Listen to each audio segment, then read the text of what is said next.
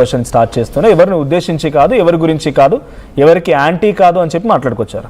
So ఒకసారి నేను డైరెక్ట్గా నిశాంత్ శర్మ గారితో స్టార్ట్ చేస్తాను. నిశాంత్ శర్మ గారు, సో మీరు అనసూయ మాటలు పూర్తిగా విన్నారు. So what is your opinion? మీరు అనసూయ మాటల్ని ఏకీభవిస్తున్నారా, సమర్థిస్తున్నారా? తల్లి గారు తండ్రి చనిపోతేనే బొట్టు తీసేసింది అని అన్నారు. ఆ వీడియోలో ఆమెకున్నదా బొట్టు? ఆమెకున్నదా? ఈ వీడియోలో అయితే నేను సోషల్ మీడియాలో చూస్తే బొట్టున్నట్టుగా ఉంది. చాలా చాలా ఫొటోస్లో చూడండి. ఆమె ఎన్నో వాటికి యాంకరింగ్ చేసేటప్పుడు లేదా ఇంకెప్పుడైనా, వాస్తవానికండి ఒక భర్త భార్యకు తాళెందుకు కడతాడు? నిత్య సుమంగళి సౌభాగ్యాలతో బ్రతకాలి, జీవించాలి అని. నువ్వు చేస్తున్నటువంటి నీ యొక్క వృత్తికి నువ్వు మంగళసూత్రం తీసేస్తున్నావు, బొట్టు పెట్టట్లా. నువ్వు మీ అమ్మ అనడానికి నీకేం అర్హత ఉంది? పోనీ ఇది ఓకే, ఆమె ఒక జాబ్ చేస్తున్నది, లేకపోతే ఒక దాంట్లో యాక్టింగ్ చేస్తున్నది, సో దాంట్లో ఆమె పెట్టుకోకూడదు, కొన్ని రూల్స్ కండిషన్స్ ఉన్నాయి, దానికోసం తీసేశారు. ఇప్పుడు నువ్వు ఒక లైవ్లో ఒక వీడియో తీస్తున్నావు కదా, ఆ వీడియోలో నీకు బొట్టు పెట్టుకోవడానికి ఏమైంది? ముడ్డ మోపి లెక్క నువ్వే కూర్చుంటివి అక్కడ. ఆ పాట నేను యాక్సెప్ట్ చేయను. ఆ మాట, ఆ పదాలు వాడకండి దయచేసి. ఓకే, ఆ పదాలు వద్దు ఇక్కడ. ఏమండి ఒక మాట చెప్తా వినండి. పూర్వము ముండమోపి అనేది అనేటివారు, అది పదం. ఎందుకు పుట్టినప్పటి నుంచి 9 ఏళ్ల వరకు బాల్యము అని అన్నారు. ఇందులో ఆడవాళ్ళకు కూడా బాల పూజ అని చేస్తారు. 9 నుంచి రజస్వలి అయిన తర్వాత కన్య పూజ అని అంటారు. వివాహమైన తర్వాత సుమంగలి సువాసిని పూజ అని చేస్తున్నారు. అక్కడికి ఎండి. ఇంకా ఎప్పుడైతే మంగళసూత్రాలు లేవో వారిని ముండమోపి అన్నట్టుగా తీశారు. ఎవరు తీశారు? మన పూర్వీకులు. ఎందుకోసము? మన ఇంటి ధర్మం మన ఇంటికే ఉండాలి, రేపు పొరపాటున ఇతర చేతులకు వెళ్తే మన ఇంటి యొక్క పరువు పోయినట్టు అని చెప్పేసేసని పూర్వం నుంచి ఒక సిద్ధాంతంగా. కేవలం ఇది తెలంగాణలోనే ఉందా? యావత్ భారతదేశంలో లేదా? పూర్వీకులు అంటే ఇది బలవంతంగా రుద్దబడింది అని అంటున్నారు. నేను కూడా చూశాను. పూర్వీకులు రుద్దబడింది అని అంటే, భర్త చనిపోయిన తర్వాత ఒక రాజు పరిపాలించే ఒక రాజు ఉన్నాడు. ఆ రాజు పరిపాలిస్తూ ఉన్నాడు. పరిపాలించిన తర్వాత తన భర్త చనిపోయిన తర్వాత ఎంతోమంది రాణిలు కూడా మరణించిన వారు ఉన్నారు. తన రాజు చనిపోయిన తర్వాత కూర్చొని సింహాసనాన్ని అధిష్టానం చేసి పరిపాలించిన రాణిలు కూడా ఉన్నారు. రాణి రుద్రమాదేవి లేదా? ఎంతమంది లేరు? అంతవరకు ఎందుకండి? తెలంగాణ సాంప్రదాయ ప్రకారంగా భర్త చనిపోయిన వాళ్ళల్లో నేను చాలామందిని ఇప్పటికీ చూపిస్తా. నిండు బొట్టు పెట్టుకుంటున్నారు, సింధూరం ధరిస్తున్నారు, మంగళసూత్రం ఉంచుకుంటున్నారు, గాజులు కూడా ఉంచుకుంటున్నారు. దేనికి? వేములవాడలో ధారణ అనే ఒక వ్యవస్థ నడుస్తున్నది. అంటే ధారణ చెయ్యడము అని అంటారు. దాన్ని తీసుకుపోతున్నారు, చేసుకుంటున్నారు. అంటే పూర్వంలో మీరు దేవదాసి అని ఎప్పుడైనా విన్నారా? దేవాలయానికే పరిమితం అయ్యేది. తర్వాత దాన్ని వేరేగా తీసుకొని వచ్చారు దేవదాసీలను. దాని తర్వాత శివశక్తులు అని వచ్చారు. వాళ్ళు వెళ్తున్నారు, స్వామివారిని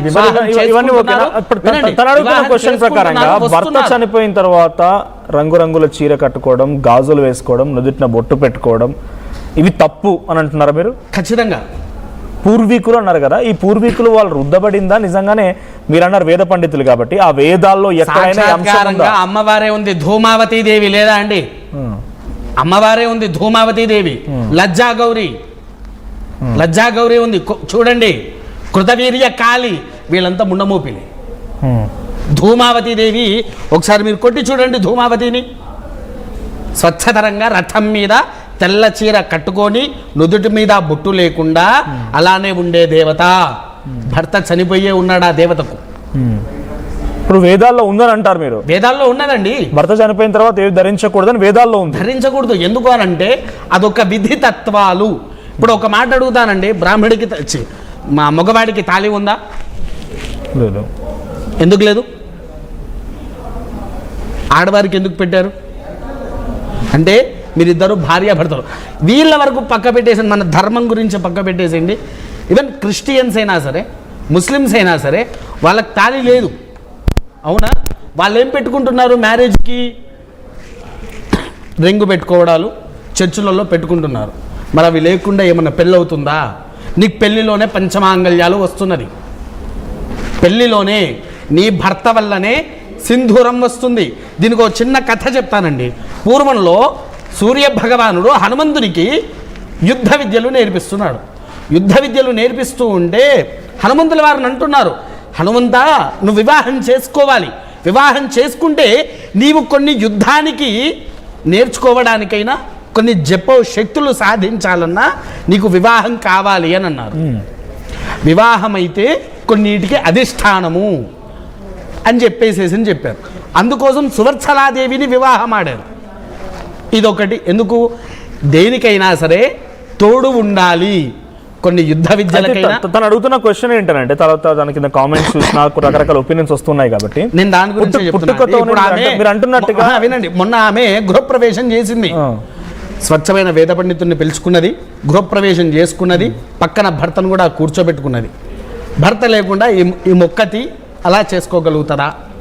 ఆ బ్రాహ్మణ్ణే తన కొడుక్కి ఏం పేరు పెట్టాలి అని చెప్పేసేసని అడిగి మరీ మంచి పేరు వెతుక్కొని మరీ పెట్టింది. పెట్టినప్పుడు మన ధర్మాన్ని పాటిస్తుందనా, లేకపోతే ఇలాంటి వీడియోలు బట్టి ధర్మాన్ని విచక్షణ? తన పాయింట్ ఏంటి? తన కామెంట్స్ చూసిన కొంతమంది నేను మాట్లాడాను చాలా మంది ఈ రకంగా, అంటే కొంతమంది మహిళల అభిప్రాయం తెలుసుకోవడానికి ఫోన్లో మాట్లాడినప్పుడు నేను కూడా. సో భర్త పెళ్లి కాక మునుపు తల్లిగారి దగ్గర ఉన్నప్పుడు తల్లి నేర్పిన బాటలో బొట్టు, తర్వాత మెడలో చిన్న చిన్న దండలు, హారాలు, పుస్తలతాడు కాదు, మంగళసూత్రం కాకుండా కాళ్ళకి గజ్జలు ఉంటాయి, చేతికి రంగురంగుల గాజులు ఉంటాయి, రంగురంగుల చీరలు కట్టుకుంటారు. కానీ భర్తతో వచ్చింది ఏంటి? నుదుటిన సింధూరం, కాళ్ళకి మట్టెలు, మంగళసూత్రం. ఇది మాత్రం 3గా అడిషనల్ జాయిన్ అవుతున్నాయి. సో భర్త మరణానంతరం సరే సింధూరం తీసేసినా, మెళ్ళలో మంగళసూత్రం తీసేసినా, కాళ్ళకి మెట్టెలు తీసినా ఓకే, గానీ మేము చీరే కట్టుకోవాలి. గాజులు తీసేస్తారు. ఆ గాజుల బదులు, మట్టి గాజుల బదులు ఎంతో మంది మీకు వృద్ధులనే చూపిస్తా బంగారపు గాజులు వేస్తారు. వారికి మట్టి గాజులు పలగొట్టిన 11వ రోజున మట్టి గాజులు పలగొడతారు. తర్వాత కొడుకులు కూతురులు కలిసి బంగారపు గాజులు తయారు చేసి తీసుకువచ్చి వేస్తారు. అంటే అంతవరకు ఓకే, కానీ చీరలు సరిగా కట్టుకోకూడదు, అది తప్ప వేరేది పోలేదే. సో ఒకసారి నేను లీగల్ గా అడ్వకేట్ శుభ్ గారితో, శుభ్ గారు, what is your objection? Nishant Sharma గారు చెప్తున్నారు ఇది ధూమాదేవియా? ధూమావతి అనే దేవత ఉన్నారు. ఇంకా మీరు చెప్పిన దాంట్లో జాగౌరి, కృతవీర్యకాళి, జాగౌరి, ఇవన్నీ పేర్లు చెప్తున్నారు. ఈ దేవతలు కూడా భర్తలు లేరు, కానీ దేవతామూర్తిగా మనం కొలుస్తూ ఉన్నాము. ఇది తప్పేం కాదు, వేదాల్లో ఉంది, మన పూర్వీకులు పాటించారని ఆయన చెప్తున్నమాట. సో మీ అభిప్రాయం? మొట్టమొదటిగా ఇక్కడ నేను ఎవరైతే శర్మ గారు ఉన్నారో ఆయన మాటలకు పూర్తిగా వ్యతిరేకిస్తా. ఎలా అంటే ఇప్పుడు ఇవి అలంకారప్రాయంగా వచ్చాయా, లేదంటే భర్తతో పాటు వచ్చాయా పక్కకు పెడితే, ఒక స్త్రీకి తను తాను అంటే ఆత్మాన్యోన్య భావం లేకోకుండా సెల్ఫ్ కాన్ఫిడెన్స్ లెవెల్ పెరగడం కోసం వాళ్ళు అలంకరించుకునే పద్ధతిగా దాన్ని నేను అభివర్ణిస్తా. ఇక్కడ నేను ఏమంటున్నానంటే, ఇప్పుడు మన శర్మ గారు చెప్పినట్లు ఆ 3 దేవతల పేర్లు ఎక్కడ నానుడిలో చాలా వరకు తెలియదు. ఎందుకంటే వాళ్ళు కేవలం బహుశా భర్త లేకపోబట్టే వాళ్ళు ఇంకా అంటే ఇంత ఫెమిలియర్గా అవ్వలేరేమో అనిపిస్తుంది. నేను ఇక్కడ ఏమంటున్నా అంటే, కేవలం భర్తతో పాటు వచ్చినప్పుడు